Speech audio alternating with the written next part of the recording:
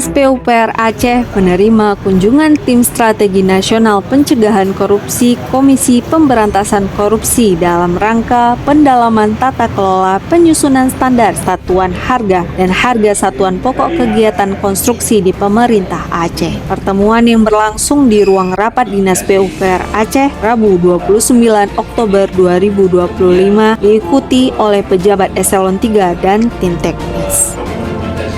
Kepala Dinas PUPR Aceh, Insinyur Mawardi ST, mengatakan untuk mencegah potensi kerawanan korupsi, penyusunan SSH dan harga satuan pokok kegiatan menjadi instrumen vital untuk memastikan transparansi alokasi anggaran, kesesuaian nilai belanja dengan standar pasar, serta efisiensi pembiayaan pembangunan. Koordinator Harian Stranas Pencegahan Korupsi KPK, Sari Anggraini, mengatakan tujuan kedatangan timnya yaitu untuk memverifikasi cara survei pasar yang dilakukan untuk menentukan harga satuan di Provinsi Aceh. Tim Stranas Pencegahan Korupsi mengapresiasi kesiapan data dan komitmen Dinas PUPR Aceh dalam memperkuat integritas pengadaan konstruksi. Pembahasan lanjutan direncanakan akan dibawa ke tingkat pimpinan kementerian untuk menentukan kebijakan tindak lanjut. Dengan tata kelola harga yang lebih transparan, pembangunan infrastruktur Aceh diharapkan semakin efektif, efisien,